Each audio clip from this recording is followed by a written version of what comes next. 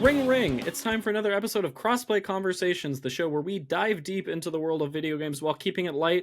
I'm your host, Luke Lewis, and today I'm joined by the trio. We're back together. We're excited. I'm joined by Joseph Hooper, the sneaker savant. What's up, buddy?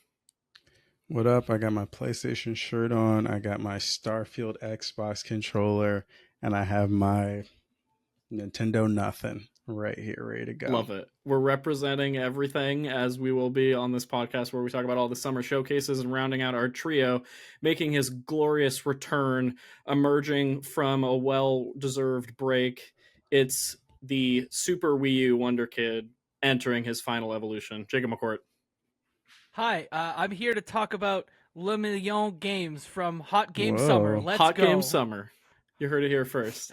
How you? For the audio listener, I'm holding up a My Hero Academia figurine of Le Million. Love it. Great guy. How y'all doing? How we doing? Summer showcases, video game news are happening. How we feeling? Video games happen, man.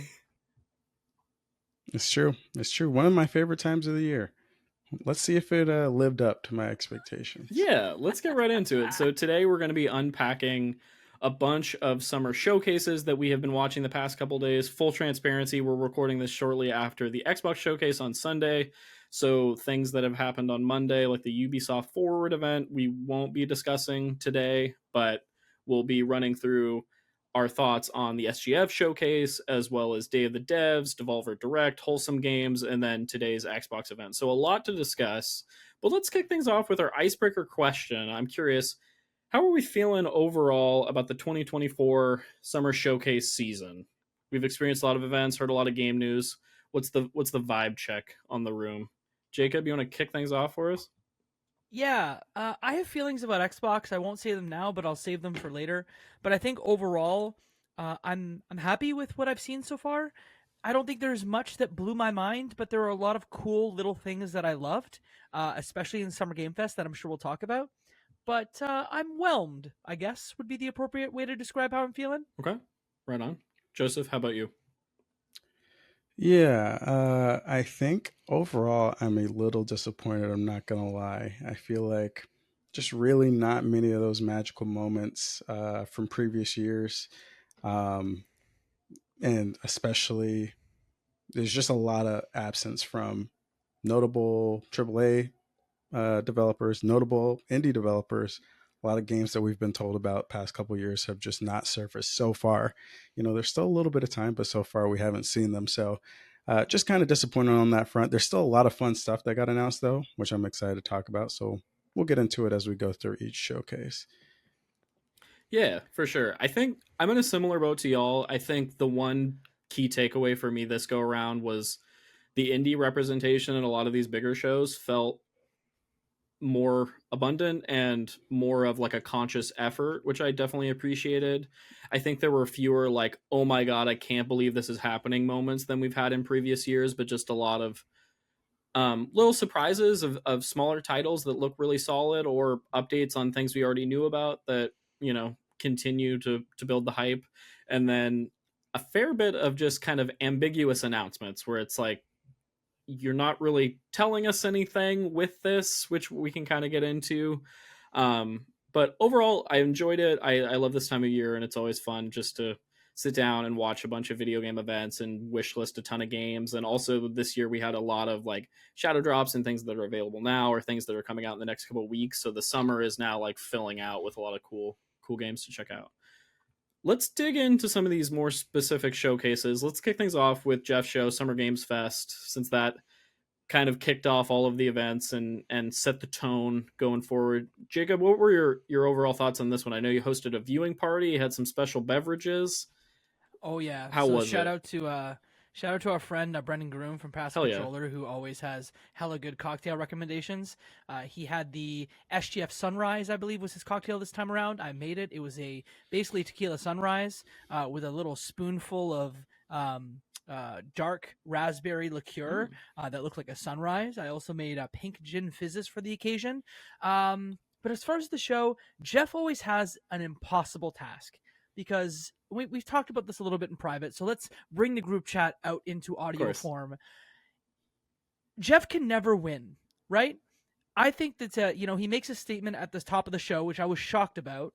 That look is sort of ambiguous, of like, hey, the industry needs to be better, and that's really all Jeff can do to maintain relationships with some of these big publishers. Not to call out specific publishers by name and say, hey EA, hey whoever, please stop letting people go. But he makes this statement, and I'm sure people were upset about it. 2 days before the show, numbers about getting trailers in the show gets leaked. He didn't talk about what was happening in Israel and Palestine, right? He just can't win, and I just feel for the guy. Weirdly, he's fine, but like I feel for the guy because he can never put together a show that folks are happy with. Joseph, what do you think? Wait, but what did you think of the actual show? Oh yeah, it's fine. Look, I think he set expectations well to be like, hey, this is a smaller show. It's the summer. A lot of our big, hits are still percolating. There was some stuff in this show, but I think I was, again, whelmed.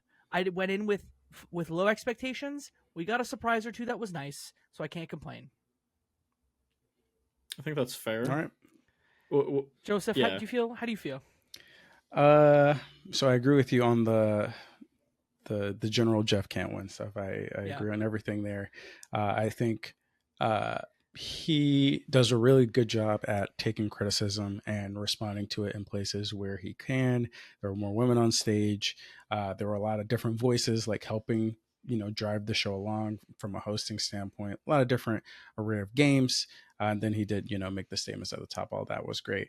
On the show itself, though, I just was not really feeling the overall composure of the show. There were a lot of interesting, well, I won't say a lot, but there were a handful of announcements that got me jazzed. Mm-hmm. But this is a 2-hour show, and like this, like for the first time, and I feel like a little bit of it's felt like this for a while, but it just felt like really long, and like the stuff that they were that was being shown didn't really, for the most part, feel like it was special or innovative in a lot of ways. There are some that we'll talk about, like Blumhouse Publishing was a great one, Tears of Metal, stuff like that. But overall, I'm like, okay, like this random multiplayer zombie game, like I get that the AAA publishers or developers might not have stuff to show, but like, could we not have curated this a little better? And maybe that's a part of the people who paid get the slots, and Jeff can only have so many slots to feature stuff he actually thinks is cool or whatever. But yeah, I just wasn't a fan of the curation this year. Yeah, I think I'm pretty aligned with y'all. There were a couple announcements that got me really excited, and I generally thought the overall production of the show did address a lot of the feedback from previous years, so I thought that was cool. And I did appreciate the opening of highlighting indie games and the top trending ones on Steam. Like, I thought that was like you said, Jacob, a surprising thing that I didn't expect from Jeff that set the tone for the evening.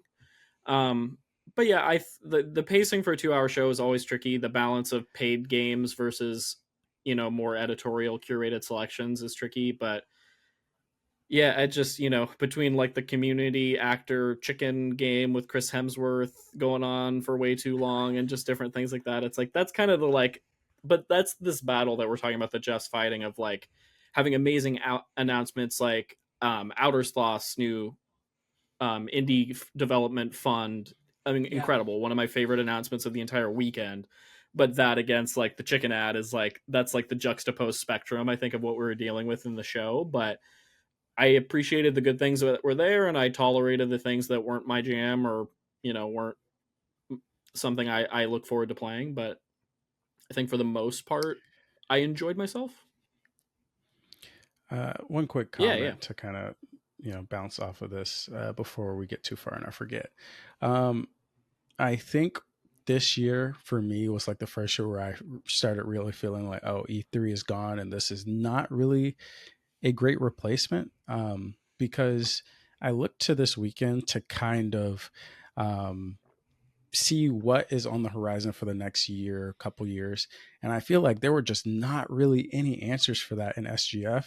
And we just watched the Xbox showcase not too long ago. I think we did get a couple different answers from that, at least from like an kind of like indie double A perspective. We got some new announcements and obviously Xbox games, but like I was really hoping Jeff would at least kind of set the precedent of like, these are the games that we are expected to see over the next couple years. And I guess he just couldn't secure them, but it is starting to feel weird where the Game Awards are doing that a little better than Summer Game Fest, where I'm like, okay, we got like Pony Island 2 at the Game Awards, and like we're getting all these different reveals at the Game Awards.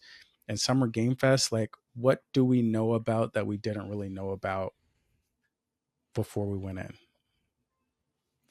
I think the struggle with, to your point, Summer Game Fest is that they do it with Day of the Devs, right? So I think it's fair to say that the three of us have an indie leaning to us. So we are almost more excited for what's going to be in Day of the Devs, which is technically part of Summer Game Fest, but is run by Day of the Devs, the 501c charity.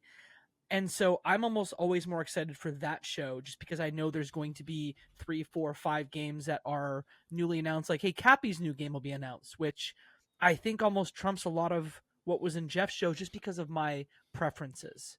It's a weird challenge, and I don't see it going away as long as that Day of the Devs partnership is there. I mean, even like not on the indie side, you look at last year and we got Judas, and that's like kind of a perfect example of what I'm talking about, where you see Judas and you're like, oh shoot, like this is a new project that is just out there that everybody is now looking forward to in the coming years. And it's like, it's always like, okay, you do this year to set up 2 years down the road. And as you know, we keep going down the road, we get those games, but then we get teases for new games. And like just across the board, like I'm curious if you guys can name anything from the show that you think will last over the next year or two in terms of like, oh, this is something that everybody will be talking about, right? Like, I know the Horizon Lego game is coming out. That was cool. But like, I know there are some indies in here that we had already heard about. But for the most part, I'm kind of looking and saying, okay, now where are these announcements going to come from? Like, we still don't really know what's happening in 2025. Like, where are those announcements going to come from? Are they going to come in 2025? Xbox's whole first party portfolio. Xbox, but like, what is PlayStation doing? Like, what are the third parties doing? Like, we got Veilguard. Like, what is everybody else doing in 2020? Like, and that's usually what E3 is to me. Like, E3 gives me those answers. So like, oh, okay, now for the next 365 days, I'm waiting for the next E3. I can think about these games that they left me with. And unfortunately, I feel like SGF, while it did provide some cool games, I am not hyped about the next year of gaming based off of anything I saw in SGF, unfortunately. And that's indies aside, right? Indies are a whole different thing, but I think there are certain games that are hype drivers to keep people interested and engaged in the industry, right? Like we talk about Hollow Knight, Silksong, we talk about Judas, we talk about certain developers, IO's next project. Like there was a lot of questions coming into this weekend, and I just feel like I didn't get any answers to anything that we were hoping to get answers for. Yeah, which is like not in Jeff's control, but sure. It is what it is. Sorry. Oh no, you're good. I was just gonna say it's interesting too that you bring up like the direct comparison of SGF to E3, because Jeff's also striking this balance of like announcements for opening night live at Gamescom, at the Game Awards, and so I almost think if you like combined all three of those events, we have this like Megatron that could be comparable to an E3. But to your point, we didn't get an announcement at SGF this year to the level of an Elden Ring reveal or a Final Fantasy VII Rebirth reveal. Like it just wasn't hitting to that extent, and I think that's okay, but it did feel like a quieter show in terms of like you're saying, it wasn't setting up the next 2 years, it was setting up the next 6 months for most of these games that we're talking about. Yeah. Can I do a quick check-in with you guys just to sort of prove Joseph's point about 2024? I'm sorry, I misunderstood what you said before. What is the game that you're most excited for from now until the end of 24? Because I feel like at least two of us will have the same answer. I'm trying to think. What is even coming out? Are we trying to confine it to this? Yeah, showcase? No, stuff we just know that is coming out in 2024 that we are most excited for. So there's what? Indiana Jones, Star Wars Outlaws, Avowed. I think What else is Astrobot's coming? probably the thing I'm the most excited for. Astrobot's Yeah. there for sure. Which Yeah, is I think it's wildly probably telling. Astrobot for me too. Yeah. Wildly telling. Yeah. So, I mean, and adding on to this whole conversation, sorry I'm going so long, No, but this is the topic of the episode, good. right? So, I think at E3, like, you know, the big first parties were the home for the third parties. Like, you pay some money and PlayStation shows off your game or Xbox shows off your game or whatever. It feels even more like a waste of my time when I also have to sit through a Supercell mobile game ad for like, or like a 5-8 minute Valorant ad. Like, those moments tied with the fact that in between those moments I'm not really seeing anything that's blowing my socks off or even getting me excited, I think makes me a little more down than I typically would be, right? Like, it's like, oh, okay, like, cool, like, I saw the Blumhouse publishing and that was cool, and then I'm watching Valorant, and then I see some generic I see some anime trailer for RTS game, and I'm like, and they're telling me to come back at Gamescom. It's like, what do we? It just feels so messy. Like, for people that come in to see games, why are we redirecting people to events that are happening months down the road? It just doesn't feel like, what am I excited about this weekend? You know what I'm saying? So SGF let me down there, but there's obviously some games we want to talk about. So unless you guys have more to add, we can jump into the games. No, I think like everybody's trying to get their moment, right? So the bullshit, you get the teaser at one show, and then Jeff calls out and it'll be at the Ubisoft Forward. I think it's just the name of the game now that everything is so like not clustered, but disjointed in this weekend. And I feel like 10 years from now, this maybe won't be a thing that we'll complain about, because everything will be tighter and everyone will have their spot where they know where they go. And maybe a few showcases won't be around anymore, but yeah, it's going to be like this for years and years and years. And part of me wonders, when I think about it in hindsight, what's better? Was E3 better, or is this better? For the consumer, I think this is better. I think for the consumer this is worse, but I think for everyone else this is better. Probably. I mean, I can't speak for everyone else, but I don't know what's going on the inside. But as a consumer, this definitely feels worse. Like, I think primarily because of the lack of curation, but also the not needing to feel like you have to do something from the PlayStation Nintendo side. Like, PlayStation just putting out the state of play, we didn't like, that's not on the docket. But I'm very excited about Astro's Playroom, but we haven't heard anything from PlayStation in a major way in years. Like, the state of play last year was a bunch of live service stuff. Like we'll talk about the Xbox showcase and like how that was structured and everything, but I do miss the days when the first party teams felt obligated to show you what was in the pipeline at the very least. Like, I get it, you don't want to show stuff until it's ready. I get all that, but it definitely feels like, from the consumer standpoint, we're just kind of out in the dark until the very last minute. Yeah, I think, putting on my PR hat for a second, I think about independent studios that are utilizing these different showcases and events as like campaign beats so that they have their moment to shine, they get that opportunity, and as being a part of multiple showcases, they're getting media coverage and influencer coverage just for being a part of that event. Mm-hmm. So I think a lot of it is driven from there, but I think, yeah, to your point, E3 was a much more streamlined process in terms of like, when are things happening, when will news be available to folks, and how do you consume it. And I think now we're seeing this like broad expansion of just like showcases left and right, different events, different genre highlighting. Things like Steam Next Fest have exploded in a big way to where that is like a major pillar every quarter of the year, whereas it used to be more of a low-key thing. So it's interesting, and I think there's a lot of like pros and cons to both approaches, but I think ultimately right now we're just seeing an oversaturation of a lot of game news, a lot of announcement. And it's hard for any one game to truly stand out amidst the pack.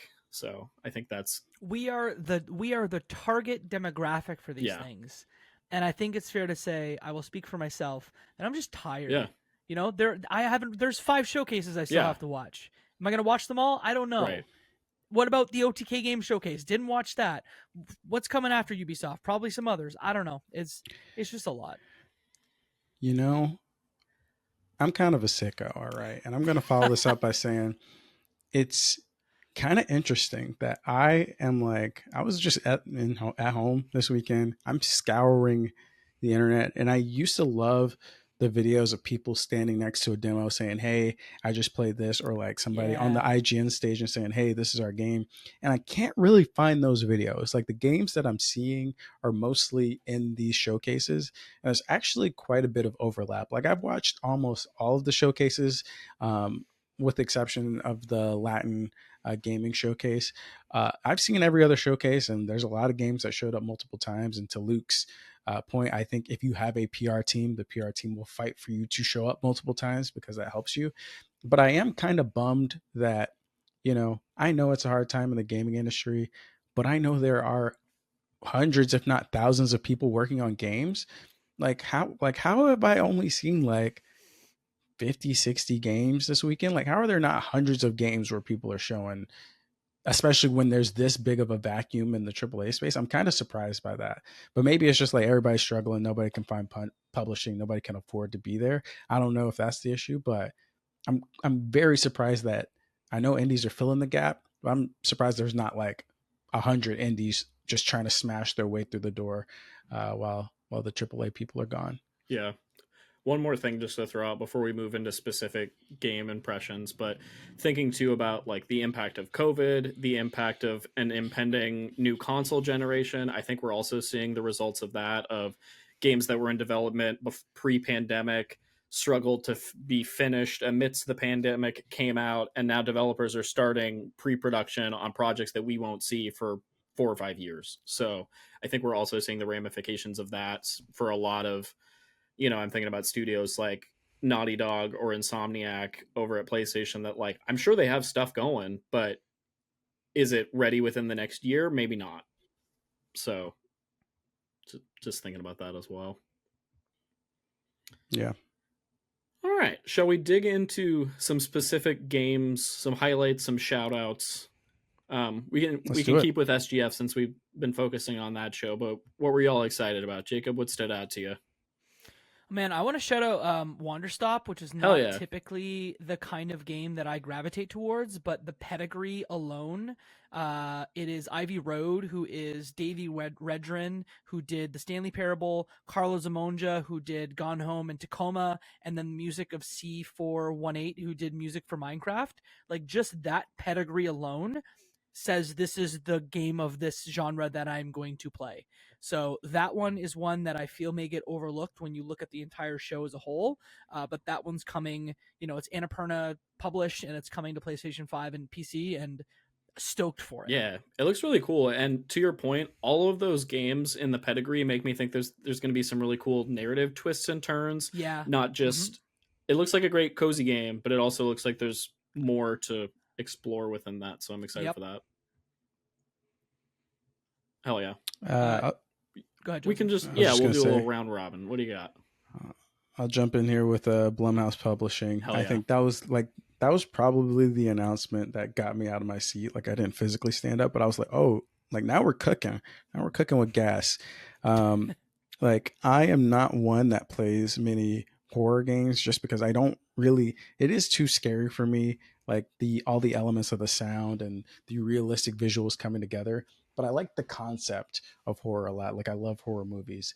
So like Blumhouse Publishing showing off like maybe 4 or 5 games, and headlining with like Fear the Spotlight, which is set to come out this year, was really cool because it was a lot of different art styles. And they did something that I also kind of had a little bit of an issue with during SGF, where a lot of the games that were shown, I didn't really get a good idea of like what was at the heart of this game. Like, what is this zombie game? Like, I don't really get the point of this.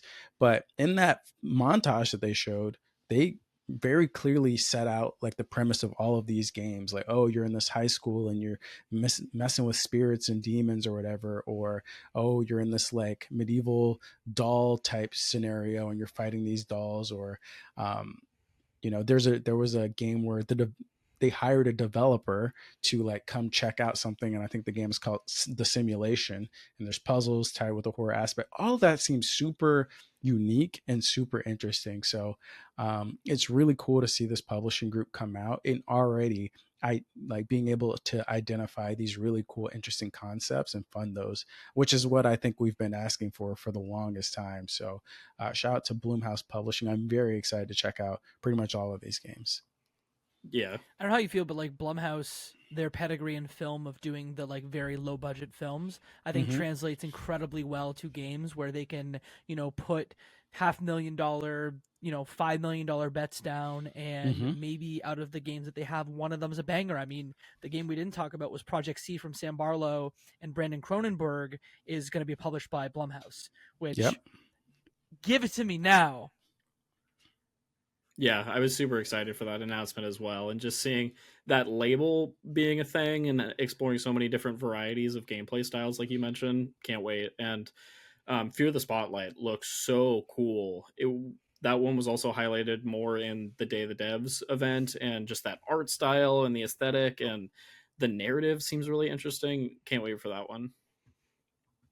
I'll shout out the obvious one for me, which was the Alan Wake 2 DLC. I was really excited.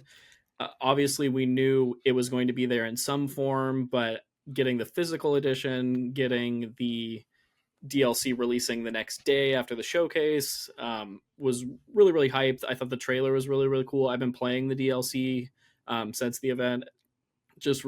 Yeah, I'm like halfway through it right now. So it's been really fun just to be back in that world. But I thought in terms of announcements, like, that game was my game of the year last year. I know it was for a lot of folks. So I thought that was a pretty big deal in terms of things to show up here. So that was really, really hype. Jacob, another game that you're excited about. Before I give you my game, I just want to know, does Capcom have something on Jeff Keighley? Because I think that getting Monster Hunter to almost close the show for the second time in a row just seems so weird to me. Like, that Monster Hunter is a huge fan base, diehard fan base, but that doesn't seem like I know it didn't close the show this time. That Stellar Blade actually closed the show, but it was the penultimate Phantom Blade game. Zero. Phantom Blade Zero. Sorry, too many games with Blade. Stellar Blade's the one with the boobs. Got it. Sorry. Yes. Yes. To almost close the show again, I was just like, damn. What's Capcom got on Jeff? But my pick's actually Neva. Hell yeah. This is from the folks that did Gris. We got gameplay for the first time, and boy, it looks sick. I don't know if we got gameplay here or somewhere else this weekend, but I'm like, that's a video game. Yeah. It looks sick, and the dog's going to make me cry. I'm just telling you now. Ready to get emotional. Yeah. And that's a 24 game also. Yeah. Looking forward to that one. Yeah. And that's an example of like big, cool indie appearing at an event like this. I thought was neat. So that kind of thing I would love to see more of at these shows. Yeah, and that's exactly what I'm talking about when I talk about like great curation, like showing gameplay for this. I thought was a great play. Luke, were you going to talk about Tears of Metal? Yeah, we can both talk about it. That was probably my next one. It looks fucking awesome. Okay. Well, I'll port that over to you, and I will quickly talk about Killer Bean. What is this game? That game was insane. We got this coffee bean over here putting the grenade through the legs like Michael Jordan. We got him diving out of a window just so he could Max Payne shoot somebody in the adjacent window. Like, he could have just shot through the wall, but no, he just catapulted out of the window. He's doing breakdancing. He's fighting breakdancing bean ninja. I mean, like, this trailer showed out. This was one person. I don't know what he had to do. I don't know what asset pack he got these character choreography from, but that trailer was hilarious, and I thought that was a fantastic, fun addition to the show that kind of like was the perfect viral moment where I saw everybody on Twitter being like, yo, what is this coffee bean doing out here? It looks fun too, and it was like a fun trailer. Yeah, this was one that I was like, okay, cool, go off. I've wanted a spiritual successor to John Woo's Stranglehold for a long time, and maybe the bean. Okay, all right. Or like, did y'all play Wheelman?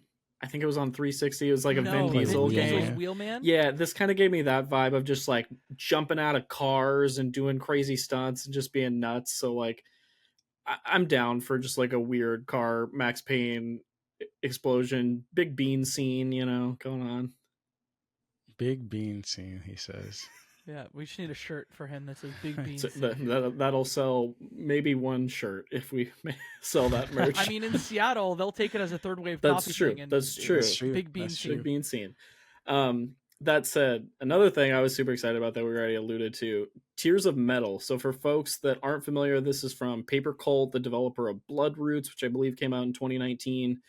This game looks so sick, and I absolutely love Blood Roots, but this is like a third-person action game with base building, kind of troop management, and it has this awesome cel-shaded, hand-drawn art style. It's similar to Blood Roots in that it's like hyper violent but stylized, and it looks so cool. So I'm really excited to see them kind of taking the base like gameplay and aesthetic of Blood Roots and blowing it out in a really big way. So I think this is gonna be one to watch for sure. I've got one more, and it's, I guess, a Canadian call-out that I have to share. Civilization 7 is coming from Sid Meier himself, and Sid was on screen. Didn't realize he basically was born 2 hours from where I am in Sarnia, Ontario, which is weird. But, Sid's making games still. Who knew?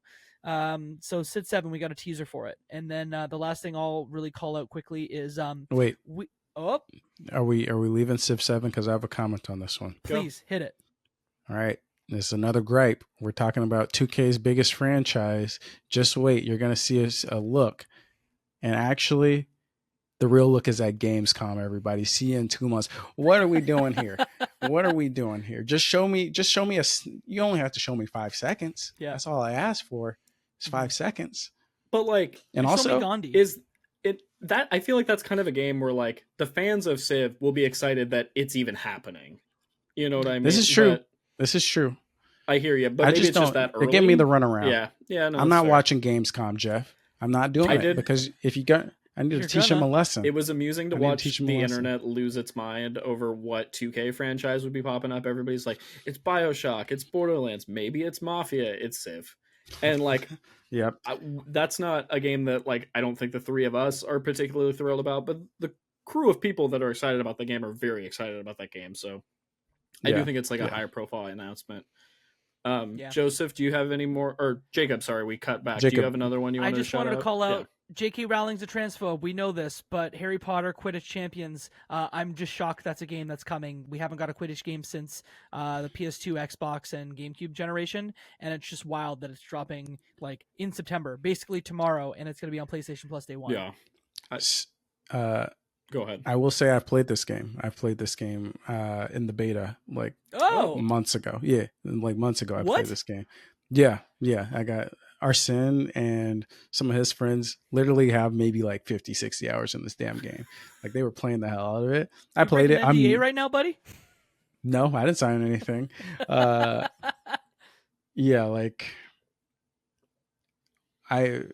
it's fine. Like I will say I have the Quidditch game on GameCube back in the day, and that was my jam. Like they had like different countries or whatever that you could play as. It felt like FIFA for Quidditch, and I'm kind of like missed opportunity, Warner Brothers. Like you should have put that FIFA money into Quidditch World Champions. But I know the Quidditch fans will like it. So I mean, Quidditch fundamentally is a badly designed sport. But I don't think we have time for my essay about Quidditch today. Yeah, I don't know all the rules about Quidditch, but you're probably right. It's a bad game. Yeah, I would like to be excited about it, but I just can't get behind anything J.K. Rowling touches. Mm-hmm. Yep. You're not going to be missing much. Yeah. Anyway, I'm going to rapid fire a couple quick ones that I thought looked cool. Cuff Bust, the new game from the Choo Choo Charles dev, looked like a wacky multiplayer thing that I could see jumping into. Crazy prison break game, playing as little freaks. Looks weird. I'm intrigued. I don't know if I'm like super excited about it, but I just think it's an interesting announcement with the Lego Horizon Adventures game. Yeah. The fact that it's taking a Sony property, Lego-ifying, it's coming to Switch. Just a lot of interesting things. I like Horizon. I don't know if I like want this game or if it's going... It doesn't really make a ton of sense to me, even as an owner of the Lego tall neck that they put out, but Would you believe me if I started building it last I week? love that. I love that. It's a Yeah. it's a killer Lego set. It's awesome. It's a So good that set. said, like in theory, it does make sense that like the game. I think they were talking about this on Giant Bomb, but a game where dinosaur parts fall off of creatures that translates well to a Lego game. Like it makes sense, but I'm more excited for the possibilities of like future Legoifying video game based franchises. So interesting announcement. Interesting announcement, I'll say. And the Power Rangers game looks sick as hell. I'll throw that out as well. Rita's getting her revenge. Love it. Music looks dope. Love Shredder's Revenge. Just keep them coming. All right. Cool. Shall we jump to Day of the Devs? Let's do it. Yeah. Jacob, how we feeling? Indies aplenty. I donated money to Day of the Devs because I really believe in what they're doing, and I hope they continue to do it for a long time. I know, Luke, you've been to their events. Someday I hope to go to their events. I just think they curate games like few others, and there's stuff in here that I want to talk about. Let's just talk about the first one that I see on this list here, UFO 50. That game shouldn't exist, yet it does, and I'm so excited to touch that. Yeah, for folks that aren't familiar with that one, it's a collection of 50 indie games by various developers. It's being spearheaded by Derek Yu, who worked on Spelunky, and all of the games look wacky and wild. When I was watching it with Claire, I said that it looked kind of like NES Remix on the Wii U for folks that are familiar with that one. But if you took like nice. current indie micro games, yeah, I'm super excited for that one. It looks awesome. Mm-hmm. Joseph, what are you looking at? Oh, it's my turn? Yeah. So first off, I will say 100% agree with Jacob. I feel like Day of the Devs in terms of indie curation is pretty top notch. And I love the showcase. Even though every game wasn't for me, I still like the pacing and the diversity in genres. I'm going to shout out Tom the Post Girl. Just a weird little character delivering mail to little freaks in this town. Like it just looked really weird. And I was like, I want to get my hands on this and see all the little messed up situations that are in this town. So Tom the Post, and that title, just chef's kiss. Like, what are we talking about? Tom the Post Girl. Who comes out with that? I love it. Yeah, it looks really cool, and I like the like allude to like weird horror stuff. It's like, oh, what is this? Is unexpected, and I'm intrigued. Another one I really liked from this showcase that we saw at a couple events this weekend was Screenbound. This is a combination 2D, 3D platformer. Essentially, your character's holding a Game Boy screen, playing a 2D platformer while your character's simultaneously moving within a 3D space, and they both like work simultaneously. And in the presentation for the game, the developer explained like how it works, and it's like, oh, that's so straightforward, but also like, how does this work? How does this make sense? But if you see video footage of the game, it's like kind of mind-blowing, and it looks really, really cool. So I'm excited for a good platformer, and this one feels really innovative within the space. A Ranger, though, a role-playing adventure, Yep. Which is coming from Furniture and Mattress, which is just such a good name for a studio. And the pedigree here, like Nick Sutner, who was on Celeste, Guacamelee, and then David Hellman, who did a lot of the art for Braid, and it shows, but it's very much slide puzzle the game, and it's coming this summer, right? I believe so. July, right? Yeah. Crazy that game just gets announced, and maybe even be a spiritual successor to Braid in some small way. The art looks very Braid-like, but I was super excited about that one. Yeah, that one looks rad. Joseph, any other ones from this to shout out? Yeah, go ahead. Oh, yeah. So I quickly pulled it up. Release date, July 25th. Sweet. Nice. So, nice. Yeah, right around the corner. Any others I want to shout out? I mean, we already talked about Fear the Spotlight. That's probably one of my favorite indies that was announced this weekend. So I'll leave it at that.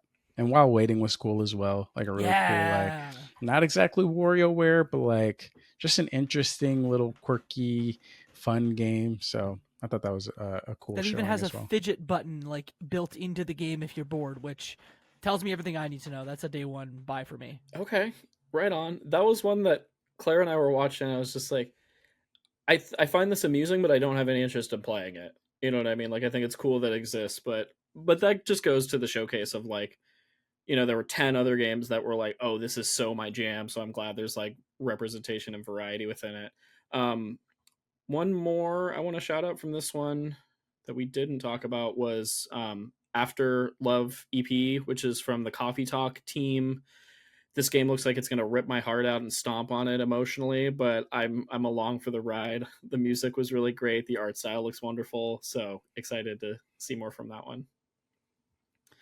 All right, let's talk about the art film that was the Devolver Digital Volvi's 15th birthday party. Everyone's beloved character, mascot, platformer. What a time to be alive. Jacob, what did you think of Devolver this go around? Look, I love high production dumb shit. And I say that with admiration and love, but this was an idea that somebody had that shouldn't have happened. And I love it when shit like that happens, because you go, someone pitched this in a meeting, and then oops, 3 months later we ended up doing it, and I fucking love it so much. I don't know if I'm the only one who feels that way, Joseph.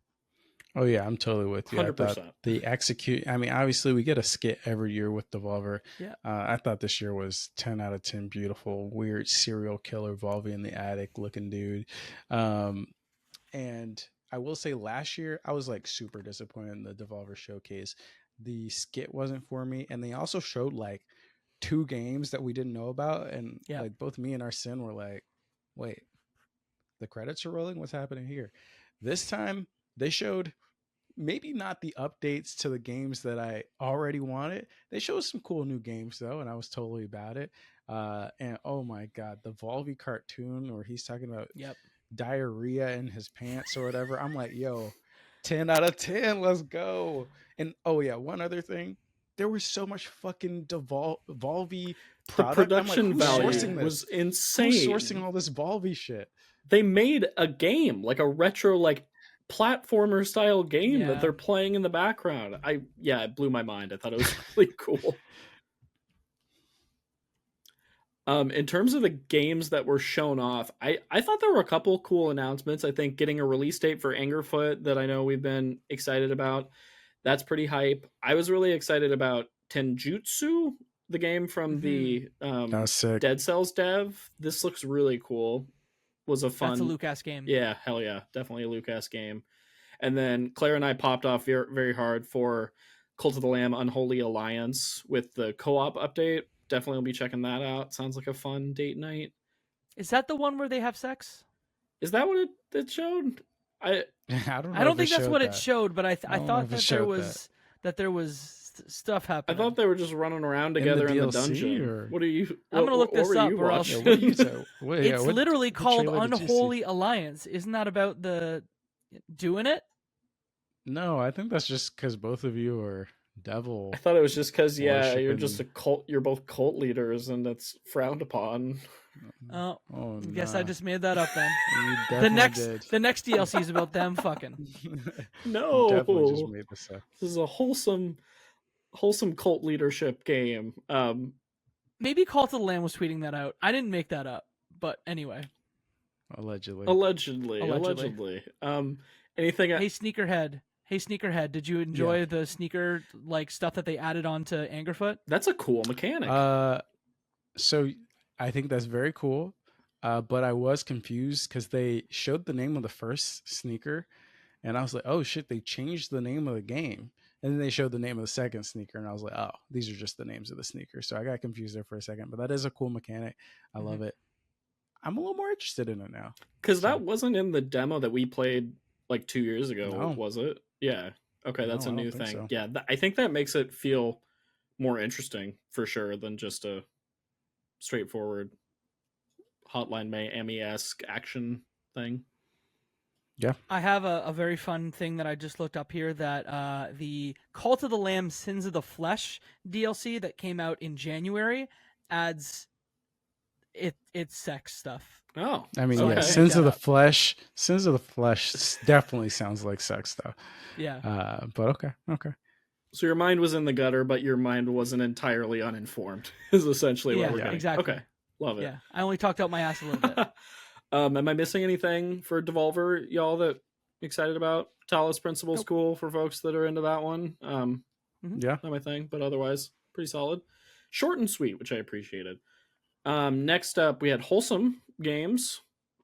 This is one of my favorite showcases of the weekend. It's always a good vibe. Shout out to friend of the show, Jenny Wyndham and company. Was really cool to see. They had multiple cozy game streamers and creators pop in throughout the show to kind of curate and do little interstitials between announcements. So I thought that was a nice touch, bringing the community all together. But Joseph, I know you got a chance to watch this one. Did you have any standout games you wanted to highlight? Yeah, overall, I think the showcase was good. I mean, like, typically cozy games aren't my jam, so I usually don't see a lot that I'm actually going to go out and play, but I love seeing like a different genre, just seeing what else is happening in the indie space. I think Discounty was probably the one standout where I was like, oh, this could be interesting, where you set up your little shop. And you're just like curating it so it's as efficient as possible and stuff like that, and you're like helping the town, which seems to be being impacted by a corporation, as a lot of these like indie games are. But yeah, that one was cool. That's probably my standout of the showcase. Hell yeah. There's something about running a shop. I just like running shops, whether it's a Moonlighter, whether it's in different cozy games. So this one spoke to me. I'll shout out a couple. Rooster was a point and click adventure that looked really cool, super rad art style. Caravan Sandwich is an action adventure exploration style game, really cool art style. Loved the platforming bits that we saw. Spilled is another one that I've been following for years. Solo dev on Twitter. They started putting gifs out there. Solo right? dev, been working on this one for years. They live on a boat and they are working on this game where you control a boat and you're cleaning up oil spills, and it's this really cool pixel art style. It recently had a really successful Kickstarter, so they're adding new features to the game and it's coming to different platforms and things, I believe. So super excited to keep an eye on that one. Jacob, you had one to shout out with this one. Yeah, I'm gonna watch the Wholesome right afterwards, but I did see Pool hit my feed, and it was in the showcase. And this one is essentially like What If Suika Game plus Pool, and I believe it's out now, and it looks absolutely sick. Hell yeah, that's awesome. Another one that was out now that I'll close out this with was The Palace on the Hill, which was a really cool looking narrative game set in India in the 1990s, and it's about like a young boy befriending a girl and their relationship, and there's some nods to like ancient Indian history that you uncover in the game. You're also running a tea house as a part of the game, so there's like multiple layers. It looks like another Lucas game of cool narrative and relaxing vibes, and I like making beverages for folks akin to a coffee talk, so I'm excited to check this one out. And like I said, it's out now, so you can play it. Before we jump in the Xbox Sure. here, I have a couple games that I can rapid fire that I don't remember where I saw them. Yeah, please. But I think would be cool to check out if anybody's interested in some indies. Building Relationships, I think, was actually at Day of the Devs, where you're a house. Like, What the it's heck like is a that dating game? sim That's adventure so game. the You game's play as a wild. house, you're rolling around an island, Yeah. dating other houses. That's absolutely unhinged. The doors are off the hinges, I would say, which is great. Deer and Boy, which is like competing directly with Neva in terms of which game, animal companion game, can pull at your heartstrings the hardest. So that one looks interesting. Check that one out. What else do we have here? Detective Dotson, another game that I think is based in India and like tries to blend into Indian culture. I think it's like a puzzle mystery type Is that in adventure future game. games? Yes, it was. Yeah. It was. Okay. That one was cool. What else do we have here? Possessors from Devolver Digital. That one was really cool. I can't believe they're working on another title. That's Heart Machine, right? Heart Machine people, the Hyper Light Breaker team, also working on different project there. Abyss X Zero, Abyss Cross Zero, had like a couple female protagonists, and they're just shredding it up. Like it's in this kind of like pixel arty, 3D pixel art style. I love it. It looked absolutely rad. Highly recommend checking that one out. Parcel Core is like a bike riding delivery game. Looked really sick. And then Mecha Break, which is just, Gundam-esque insanity. That one looks awesome. So yeah, check all of those out, everybody. Oh, and then All Systems Dance. Oh, hell yeah. Yeah, Mighty Yell. We saw just a little smidge of that, but that one looked like a fun premise as well. Hell yeah. I think the fun thing, again, shout out Dave Proctor from Mighty Yell. They're working with Strange Scaffold on it in some way as well, which is even more encouraging. There's some sort of support from Strange Scaffold, which we love. That's awesome. And actually, one more thing. Let's go all the way back to the top. Did we talk about Outer Sloth?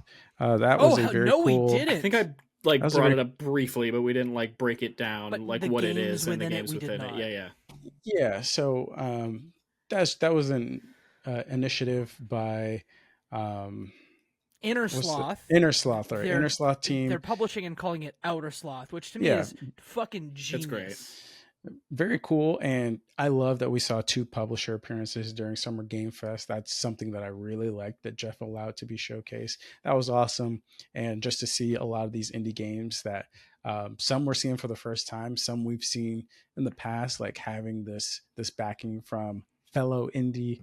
I don't even know if they're indie anymore. They got TV shows and 20 different collabs coming out. But the Inner Sloth people, former indie and Inner Sloth, are kind of out of their minds right now in terms of wins, W's. So I don't know if you all had games specifically you wanted to talk about, but I just wanted to talk about the initiative. Yeah, I think that the next game from the folks who made Battle Chef Brigade is coming through Outer Sloth, which I popped. So that's probably the hardest. Battle Vision Network? No, that's the new game from Cappy.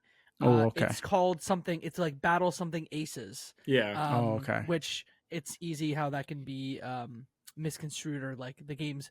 Hey, they sound really similar. There's the new game from Outer Loop from Eka called Project Dosa that's coming, who also did Thirsty Suitors, Falcon Age. The new game from, or is it the Mars First Logistics is getting ports through them. And then there was one more. The next game from Visai Games, who did Venba, is also coming from Outer Loop. That was probably the biggest one for me. I loved Venba last year, so to know. It's also just really cool to see, Inner Sloth was so successful with Among Us that it is really cool to see them kind of bringing that back into the industry in a positive way. And we talk about advocating for change within the space. This is how you do it. And it's a really class act move. And to your earlier point, Joseph, about creation, I felt like this was a really nice intentional choice that Jeff made to include them in the lineup. So yeah, big shout out. We love to see it. And I think this is going to segue into the Xbox conversation. Actually, sure. Maybe it won't. I don't know. But in a time where things are very expensive, I like that people are very explicitly coming out and saying, oh, we're going to take smaller bets. It's just like a smaller bet. We don't need crazy upside. This is a smaller bet on a smaller game. And it's a weird game. It's not generic, indie game number 4. It's not generic AAA game number 3. These are all very unique games in their own way, and they're kind of funding visions, not just funding a game to get to funding be the next people. thing. Right, sure. Right, exactly. So I like that. This is what I've been asking for, and it's cool to see 2 new publishers coming out and explicitly trying to support that stuff. Hell yeah. All right, it's time for the Xbox showcase. We watched it together on a call. We experienced it. How we feeling, Jacob? Xbox showcase. Oh, I can't go. You want me to go first? Can I go first? You don't have to go you first. go first. I can't go first. I'll kick things off. This was an interesting one where on paper, this was probably my most anticipated showcase in terms of unannounced release dates, upcoming first-party games. There's just a lot of games on the table that could have been at this showcase, so I think that's where most of the hype came from.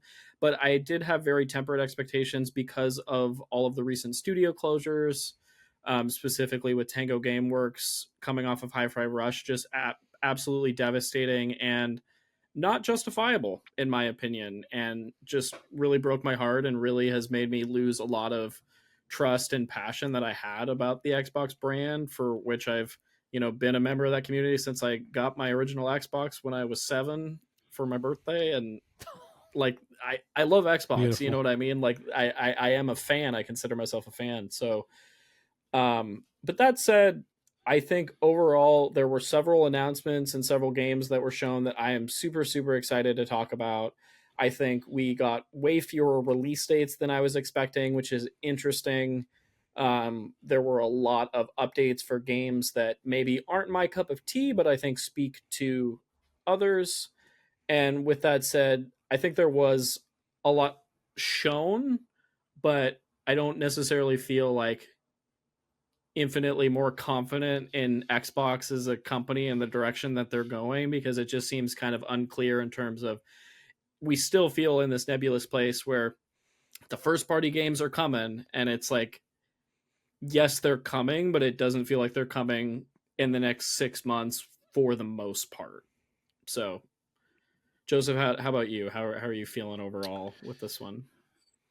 Yeah, so first off, I have breaking news. Citizen Sleeper 2 launches early 2025 on Xbox and PC Game Pass Oh Day 1. shit! Let's go. We love it. So there you Love go. to see There you it. go. There's breaking news there.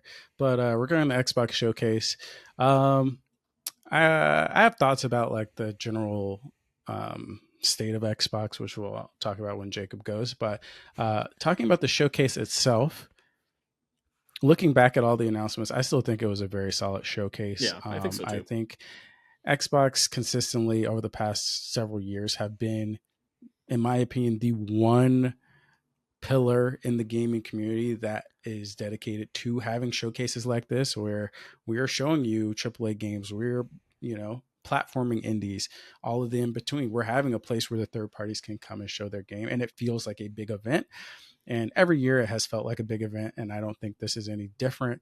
I know there was a lot of stuff that we hoped would show up in terms of like release dates and stuff, but I think overall in the overall mission of Xbox, we have a good idea of their 2025 slate now. We have Doom: The Dark Ages that got announced. We got Fable and South of Midnight. That's 3 games.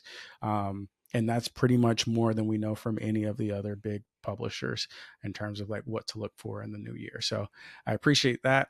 And then we also got updates on a lot of games that we have been asking about: Perfect Dark, State of Decay. And there were some pops in there. Expedition 33, holy shit, like I really enjoyed the look at that gameplay, which we'll get into. And then Flintlock Siege of Dawn, I've been looking forward to for a while now. Hopefully the gameplay hits like I think it will, but I thought it looked good. So overall, I like just getting a string of games that are varying degrees of funding and quality. And it seems like there was pretty much something for everyone, which was very interesting because this year was their biggest task yet, right? Now they have to fold in Activision Blizzard, and they have to include those games in the showcase somehow. And I think everybody was curious on how they did that. And I think they handled it fine. We'll see as the year goes on, like if they have other outlets to make announcements, or if the next time we hear from them will be the developer direct in 2025. But I think they accomplished what they needed to in the showcase. Still a lot of questions on the future of Xbox and the overall plan, but I like the games that were shown. Yeah. And to that point too, I hope we hear from them before 2025, because they still have slated Avowed and Indiana Jones for this year, but we don't know when/if those are coming.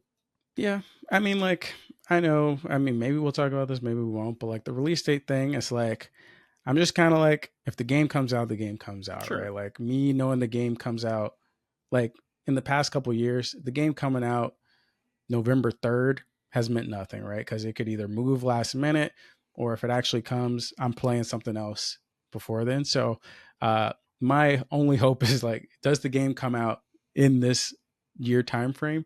They doubled down on the date, so hopefully that is a sign that maybe they just don't know the exact day and they're trying to plan around some stuff. But yeah, we'll definitely, if this year goes all right in terms of the releases, as long as they give me a year going forward, I'm fine. Like because we've been burned in the past with Starfield and a couple other projects where they obviously slipped. Sure.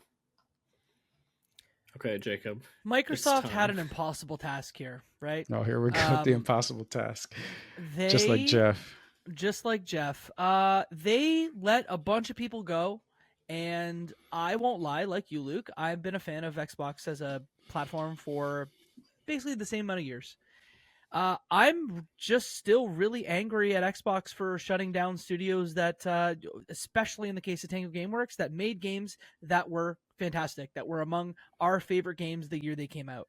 Um, I thought they were going to go no hosting. I thought they were going to go no appearances from Matt Booty, from Sarah Bond, and from Phil Spencer because maybe, tonally it wasn't the right thing. I think they nailed the balance of having just the right amount of folks between trailers to make it a showcase and not just a round of trailers. But I'm really struggling with my confidence in Xbox Game Studios. And the two things that did it for me were no date for indie and no date for Avowed. I think having those games be 24 with no date, it is now June 9th when we're recording this. To not have a date for those titles, which are your marquee first party titles, and then have other titles that are getting Game Pass day one or probably some co-marketing, stuff like we'll talk about Life is Strange, and we'll talk about the other big game that they covered was sorry guys, I'll Mixtape? pull it out. They had two which Mixtape? one? Mixtape. Is Mixtape 24? I believe so. Or was Mixtape 25? Oh no, Dragon Age. Oh, Dragon you're Age thinking, was 20. sorry, Dragon I thought you meant Age. like you were comparing like genre styles, not gotcha. Yeah, but anyway, to have a big game like Life is Strange where it is coming out, on a specific date, and then your big first party titles are not coming out. I just don't know how much confidence I have in first party Xbox, and they try. Is and that coming out in, this year? Life Which is one? Strange. Life is Life Strange. Yeah, is Strange October. is October 29th. Yep. Hey baby, October 20th is my birthday. We cooking Yeah. on 29th. Okay, And look, okay. a lot of fans will probably say, hey, they peppered in a bunch of Blizzard expansions and new content that are coming this year, but it is a very, very light slate this year. And even titles like Perfect Dark, which showed incredibly well, world's first quadruple A game, no date on that whatsoever. So, as far as we know, that's a 27 game, right? So I don't know. I just don't have a lot of confidence in Xbox right now, and I'm still I still harbor a lot of feelings, and I can't separate those feelings from how I feel about the brand at the moment. I think that's fair. I think for me, when it comes down to the release date thing I was really only concerned with Avowed and Indie. I think not getting release dates specifically for Fable or Perfect Dark or Gears, like I think that makes sense. Those games are a way out. Mhm. Don't put a date on it. Don't give us a vague release date window. That's fine. But with Indie and Avowed games that they've shown before, and I want to talk about Indie specifically because I of this group, I am the biggest Indiana Jones fan. I think I'm the most excited about this game in general amongst folks that I've talked to. But like, I don't think it was a great showing today, and that what we saw that was new with the ice ship did not look great. And then what we saw in terms of gameplay was mostly recycled footage from what we saw at the developer direct back in February or March earlier this year.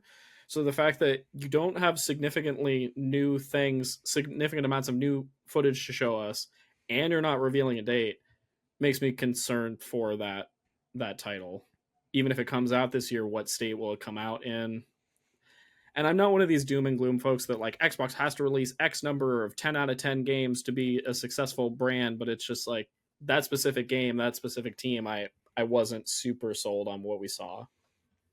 Yeah, to me, 24 either says one of two things. One, you're playing coy because you don't know when other big things are dropping, and those are not the I mean, especially Avowed is not the biggest title, and so you want to wait and then put a date out maybe in 2 months from now. Or you're not confident that the games are going to hit 24, which I think at least one of those games will not hit in 24 if I'm putting money down today. Yeah, I mean, Avowed is going. I mean, you had Dragon Age in the same trailer, right? So yeah, that's a also no head-to-head date. matchup right there. Dragon Age? Oh well, 2024. Dragon Age had a date. We might get didn't it? I thought Dragon Age had a date. Was it not August something? We're gonna find this out here. Either way, I think there's a follow-up Dragon Age presentation in the coming days. So Fall 2024 was the end card. Okay. yeah, we might get a date at that later Yeah, presentation. by gameplay the time premiere this is on dropped, Tuesday, but the day this comes out. yeah, so just in case we're out of date on Sure. that. But yeah, I at this point with Xbox, it is like each studio has to prove themselves kind of over again, and I know that's unfortunate, but I think that is just the weight that comes down when you are now a first party publisher, right? So people liked the game when it was indie, or people liked these, studios when they were under Bethesda with certain IPs. But now a lot of them are dealing with brand new IPs. A lot of them are trying something new. So we have to see how that turns out, right? And I think it's a case by case basis. And I think that's why I'm not necessarily concerned with the release date. I'm more just concerned with the quality of the game itself, right? Sure. Like if the game comes out in August and it's trash, then that doesn't really matter that it came out in August, right? And kind of speaking to that, we recently had Hellblade release, and I'm not saying Hellblade is trash, but obviously it released 2 mixed reviews, and now Ninja Theory's quality as a studio is in question. Like, why did they make this decision? Why did they make that decision? Even though, a handful of people liked it at like an 82 or 83 on Metacritic, it wasn't like a universal slam dunk. So now I'm looking at uh, Machine Games. I'm now looking at Avowed and saying, okay, how will these studios be viewed in the grand scheme of things under the first party umbrella? I personally thought Avowed to me looked like infinitely more interesting than the last time it was showed, and it looked as about interesting as like the first time we saw gameplay, which is okay. We're going to these different like biomes and stuff. We're seeing these like mobs that seem to have like mobs. We're seeing these enemies that seem to have a little bit more features on them instead of like the kind of clayish look that we saw last time. So I'm really hoping that I do get a Outer Worlds-esque experience with Avowed, but I won't know until I get my hands on it. And I think that's going to be the story for Xbox for quite some time now. Are you guys familiar with the story of the Sword of Damocles? No. I thought you were about to say, are you guys familiar with the story of Dark Plagueis the Wise? And I'm like, holy shit, dude, Big sand fan over here. Sword of No, Damocles, look. yes. Yeah, that's the thing that I can't stop thinking about, that, these studios were bought out by Microsoft because they thought that they were going to have a safer existence where they could have a company move all the red tape out of the way and just let them make games that'll be on Game Pass, that if they want to make a smaller title, they can. But regardless of now their fate within Microsoft, they can make a banger, they can not make a banger. The Sword of Damocles can come down at any time. And I don't envy anyone at Xbox Game Studio at the moment, and it sucks. But you know what doesn't suck? We're getting a new Life is Strange game. Okay. With Max Caulfield, who's from the original games, which let's fucking go. Looks dope. Yeah. Can we just go through these? Can we go through some of these games? Because there were a lot that I was like, yeah, let's do it. Interested Let's be in talking positive. about. Well, I'm glad we were critical, but there is a lot of good stuff in this in terms of games that we're excited to play. Joseph, you had one? Yeah, I mean, I just got the list up here. Doom: The Dark Ages. We're first starting off with the shield with the chainsaw looking so blades cool on the outer. Yep. We got a dragon spitting fire into another dragon's mouth. Like, what are we doing? Like, they are out of their mind over there. We got a skull mulcher attached to like a wrist that you can just put skulls in and it shoots skull fragments. I mean, like, I can just imagine it over there, like Metallica blazing like full volume, and the coders are just sitting back, like coding all this stuff into the game. Like, I'm not a big Doom guy, but I'm always down to just jump in and mess around. And some of the scenes in this looked absolutely wild, and very interesting. Already multi-platform, coming out on PS5 nice. Day one. So that's nice for some people.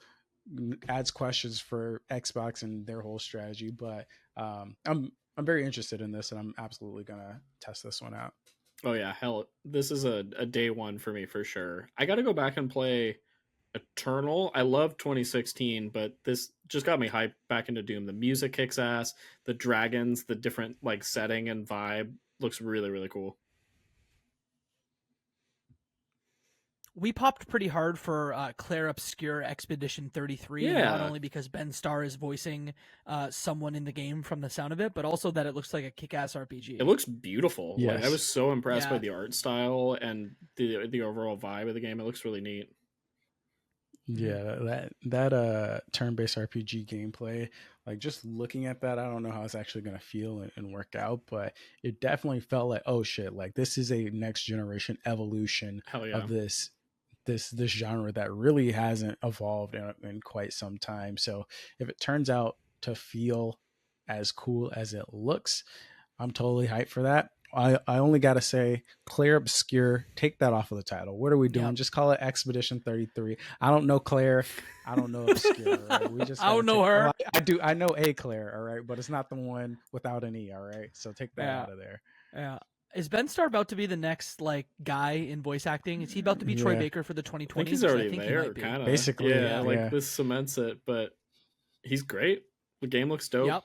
This was just a nice, pleasant surprise of like, I have no idea what this is, and now I'm excited for it. Like the ideal showcase game, in my opinion.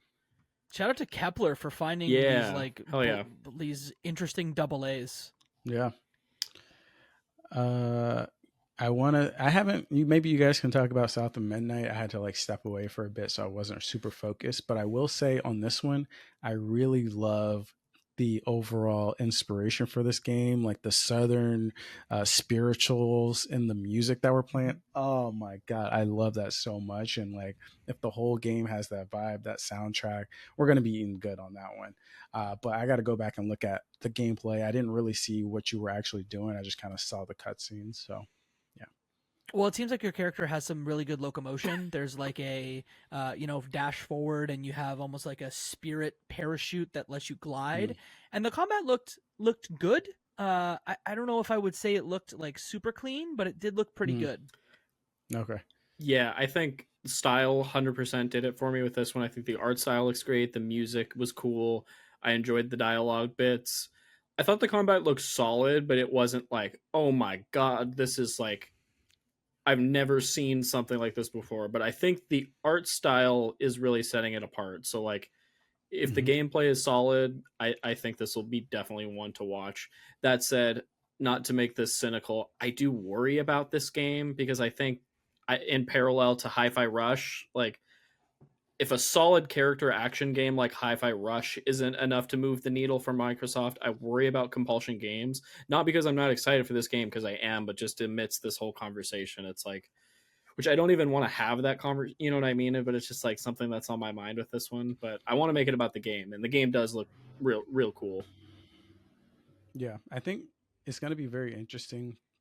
I guess next year's showcase, because obviously we saw a lot of games and we saw a lot of updates, and at this point we know what a lot of the studios are working on, and there weren't really, did we get any like brand new Xbox Studios reveals?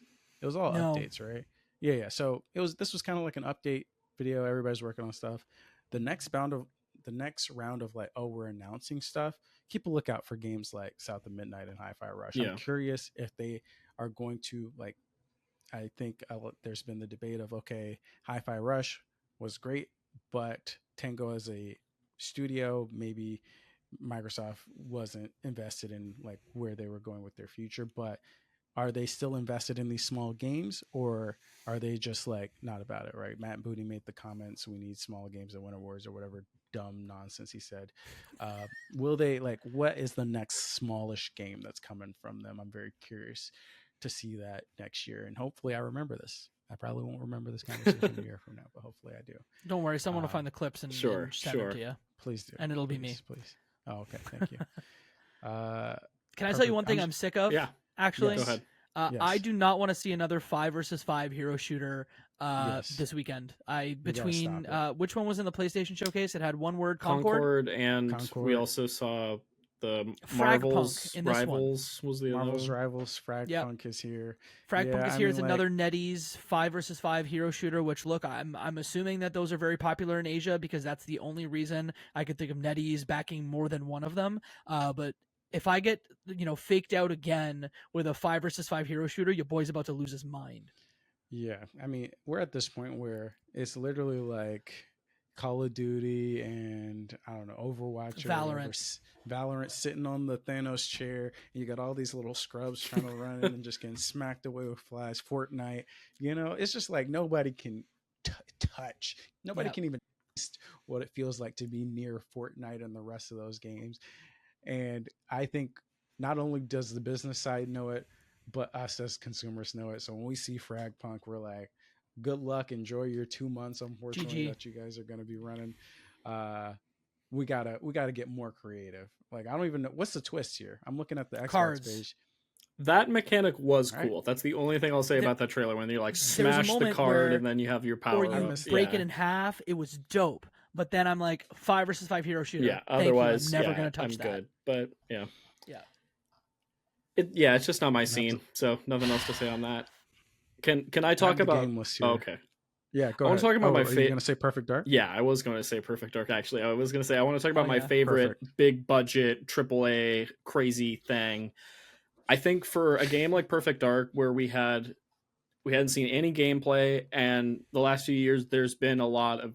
I know they've had some turnover at that studio. There's been some kind of direction changes. They got Crystal Dynamics into support. But I think there was generally some like skepticism about this game, but I think it was a stellar gameplay trailer. I thought we saw just the right amount to get folks interested. I think the UI particularly was really cool with all the holographic stuff and the different stealth sequences. I thought the like shooting through smoke grenade coverage and the leaning and the parkour, like the movement in the game just feels really like kinetic and satisfying in almost a Mirror's Edge style way, where it's pulling from things like Cyberpunk and Mirror's Edge and Splinter Cell. It just looks really, really cool and really, really fun. And if the story can hit on any level, I'm super sold on this one in a way that I was like passively interested before, but now I'm like, oh man, like keeping my eye on this one. Super excited. Yeah, I mean, Crystal D's got a pedigree that you can sort of trust and get behind. And after seeing this, I'm like, okay, this is a video game. I was unconvinced until that exact moment. Yeah. But to your point, it definitely had like Hitman vibes, like you said. Or it had Hitman vibes, and then it had vibes from Mirror's Edge, like you said. And so this is a 27 game, but I'm it's excited not coming when I get to soon, play but I it think when someday. it comes, Yeah. it's gonna hit. Which Yeah. it wasn't even really on my radar before this, but now it definitely is. So that was cool. Yeah, I'm kind of like replaying the trailer back here, and I think this does fill a gap that is currently in the AAA space. Like, it's been a while since we had that kind of like first person shooter-esque adventure type game that kind of covers multiple genres. Like, there's parkour here, there was like hacking and stealth, Yeah. and then like the transitions into the actions where you have like this kind of Assassin's Creed animation cycle where you're jumping off the ledge, pressing the guy's head down, stealing his gun, Totally. stuff like that. I think that's super cool. Yeah, like I don't like, obviously the game's still early, so I don't know if they built this slice specifically for this, and like, does the rest of the game reflect this? I don't know. Only time will tell. But I am glad that now that they're showing it off, it actually looks like something worth paying attention to, and it's not just some slop. Because we heard that they were having trouble. So, Right. yeah. It did my favorite trailer thing where I think, Jacob, you reacted while we were watching it, but you were like, oh, this is gameplay. Where it like it took a turn where it's like cinematic. This looks really, really good. Oh, wait, this is the game is actively playing, but who knows if the end product will look as good as that, but it certainly is something to be excited about. Next game up on the list I have here. Mixtape? Oh yeah, go ahead. Let me. Where's Mixtape? Mixtape is on here. Let's go. Let's hit up Mixtape. Can you guys explain to me what this was? Because I missed most of this. Jacob, why don't you take it? Yeah, so it really looked like a John Hughes film, but video game, where a bunch of teenagers go on adventures. Perks of being a wallflower, like that sort of vibe, where it's like high school kids getting in misadventures, and the soundtrack is absolutely like sick. I can go through and name some of the artists that are a part of it, but it's from the folks that brought you The Artful Escape, which is Beethoven and Dinosaur, I think is the name of the studio, which, let me tell you, it's a hell of a name for a studio. And this one is probably the game I was most excited for in the entire show. I popped real hard for it. And this is a Luke and Jacob game. Oh, 100%. Yeah, I popped hard for this one as well. This was I think arguably my favorite thing of the show, with Perfect Dark being like my favorite like crazy big budget thing, but yeah, just the vibes were impeccable. The music, the overall aesthetic. I'm a sucker for a good coming of age tale, and it just seems like this one has a lot of character and style and the narrative to back it up, and it also has that classic Annapurna weirdness of like at one point the characters are like floating into the sky, and so we're gonna get kind of like psychedelic crazy with it too, which I think is always fun and kind of keeps you on your toes. It looks like it's going to be really special. So the instant from the trailer hit like, and you got the skateboards going, and it's like it's just such a vibe. Devo and Iggy Pop and Smashing Pumpkins and Joy Division, like there was some crazy artists in the soundtrack. So I'm skipping through the trailer here, and there's a scene where I did not see the scene at all, where they're going down the hill on a shopping cart, and this shot is just absolutely incredible. It's so pretty. The artistic vision on this game looks sublime. I got to go back and watch this trailer. This looks awesome. Yeah. I'd probably say this is my number one most hyped game, Fable. Like, I have been a Fable fan for the longest time. I love Fable 2, Fable 3, original Fable. So seeing this and just seeing that they're absolutely nailing the comedy every time we see a cutscene. Last year was great. This year is fantastic. And now I think they peppered in more gameplay here. I still would love to see a full gameplay sequence. 100%. And I'm sure we'll get more of that at the developer direct.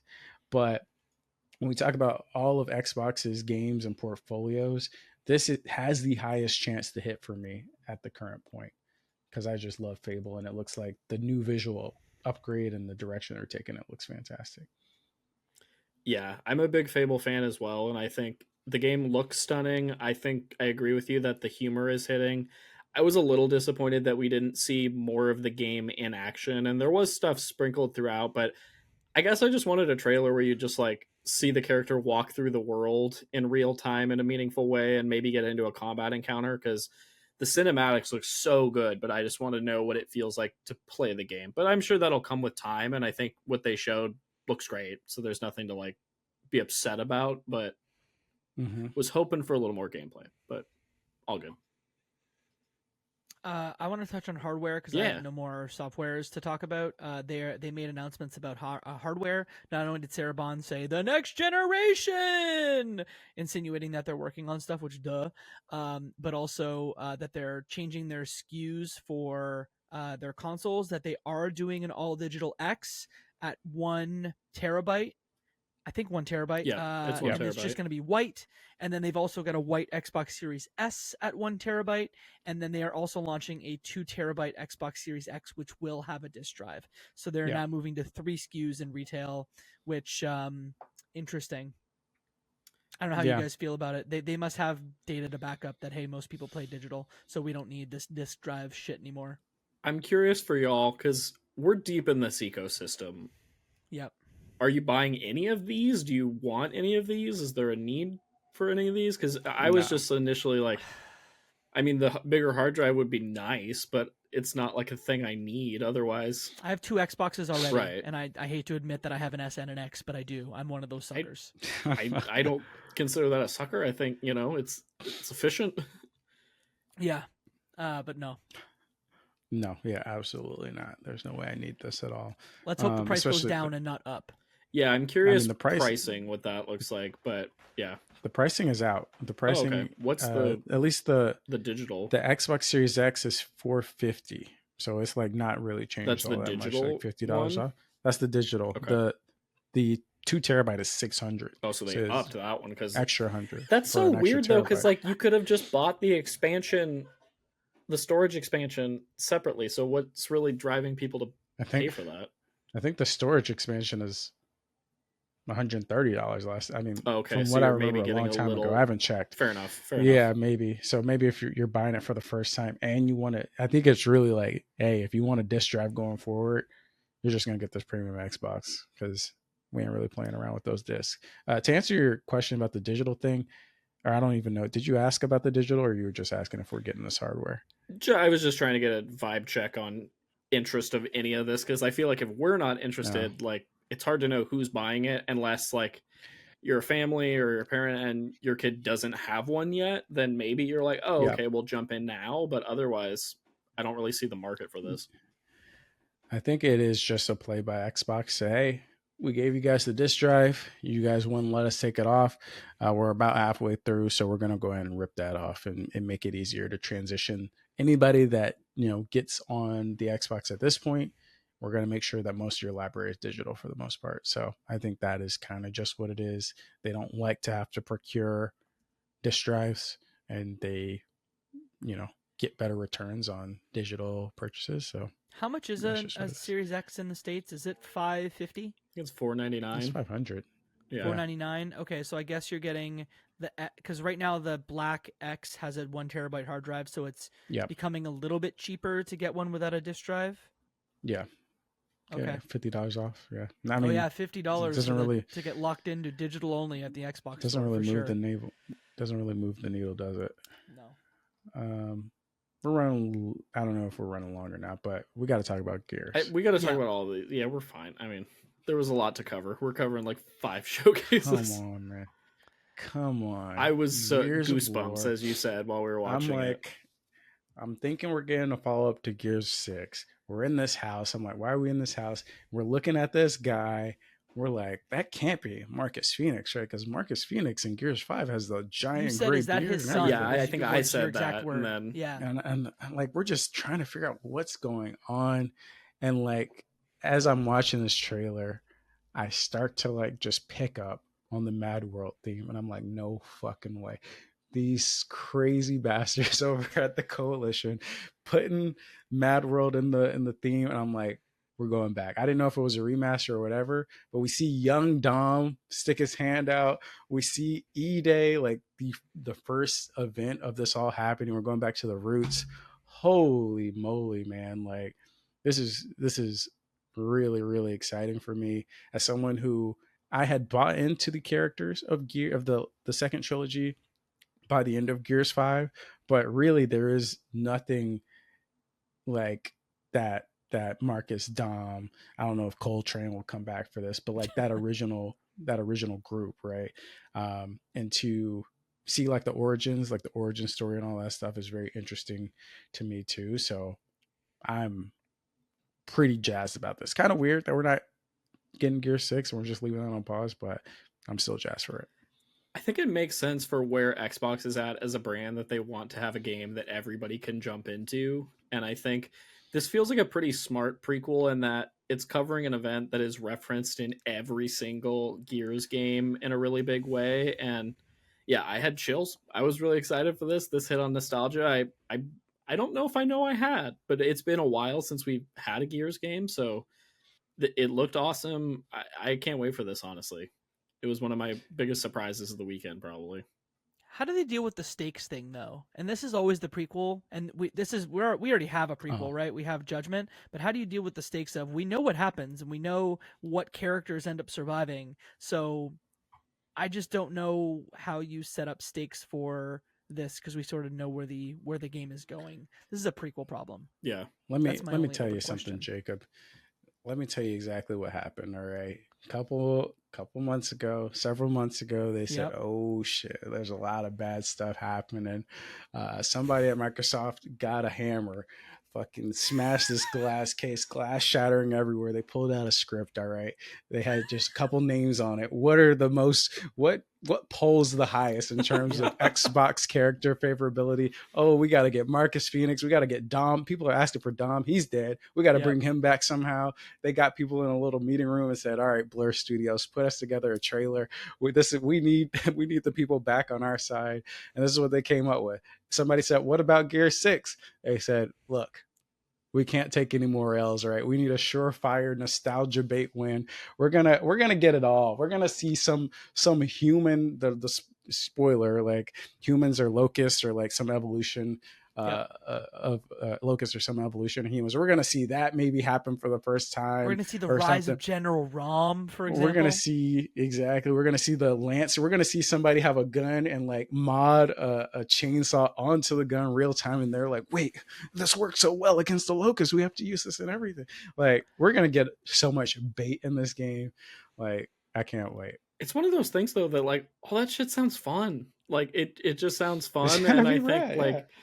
the fans of the originals will be excited like we are, and then new folks can jump in and be interested to play future titles. But yeah, it makes me think of recently, Claire and I saw the movie Furiosa, the Mad Max saga prequel. And I also recently read the book about the making of Fury Road that Kyle Bachman put out. Really interesting read. But just this concept of prequels in general is like kind of an uphill battle, but they can be so interesting. But to your point, Jacob, I almost feel like prequel can't be about the stakes. It has to just be like interesting to be in this world at this time and kind of soak that in. So I think it, to Joseph's point, it is more of a nostalgia play, but it'll be interesting to see what they do with the story and if they can, touch on moments that we are nostalgic about or introduce characters that maybe we didn't have full context for. And we'll see what happens. Yeah, I'm hoping we get this like 2026. Like it might be a 2027 game, but I know the Coalition has notoriously been going to every studio, and there's a elite squad from Coalition helping people move to Unreal Engine or whatever. So I know they've been doing other stuff than just developing games, and they obviously did the Matrix deal and everything. But oh man, please just give me. And people are going to be asking for it every year until this comes out. So I hope we see something soon from it, and hopefully you get this in our hands. Hell yeah! Before I got a kid running around or something. Well, co-op. Yeah. That's right. I'll play with my kid. Yeah, that's a good point. Perfect game for super kid friendly. Yeah. All right, Joseph, one very important thing that I need to say before we end this podcast. There is a demo out for the Rise of the Golden Idol. Ooh. What? Yeah, you're welcome. Let's go. Yeah. Yeah, there's stuff popping off. We're in a fantasy critic, and I see it popping off. We have a date for Demon School now. There's just we won't cover everything, but if you enjoyed the show, just yell at us on social media and tell us about what opinions you liked of ours and which ones you hated. Sorry, Luke, that's back not to what you. I was going to say. Okay, I was going to say what games you were excited about that we didn't talk about potentially, and then we can. Oh, that's a better segue. It's okay. It's all right. Do you guys care about Metal Gear? They showed gameplay, and I was like, "Oh, okay, we're doing this." Yeah, looks solid. Yep. I was surprised to see it pop up at Xbox. Rather. I think that one, Jacob and I were chatting about just the fact that I hope this sells well, and then we get Resident Evil levels of other Metal Gear remakes. We get 1, 2, 4. I'll take them all. 4 off the PS3. Yeah. I think it looks rad. I'm super excited as somebody who hasn't ever dabbled in the original Metal Gear Solid games. So excited. There's a ton of other games to basically, if you like games, there's a lot to be excited about right now. Mm-hmm. I'm gonna go and watch more showcases after this, I think. All right. Yeah. Any other honorable mentions? Any other shout outs, y'all? I like video games. I also like video games. All right, with that, we are setting our status to away until next time. But before that, I'm going to ask you to do 3 things for us. Give us a follow on Twitter at Crossplay Convos to get updates on the show. Send this podcast to a friend because that's how people hear about podcasts. And give us a review on your podcast platform of choice because it really, really does help. Grab your sunscreen, stay inside, close those blinds, and play some video games.